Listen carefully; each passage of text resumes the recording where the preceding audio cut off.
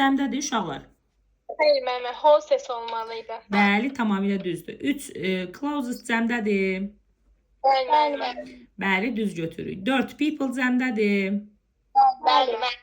5 feet cəmdədir. Bəli müəllimə.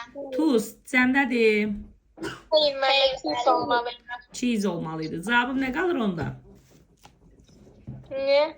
Müəllim, cavabımız olur 3, 4, bir də 5. Cavab olur B variantı. Sonra sualınız uşaqlar. 10. Baxırıq 10-cu suala. Onu mən izah edeyim. Buyur, izah elə.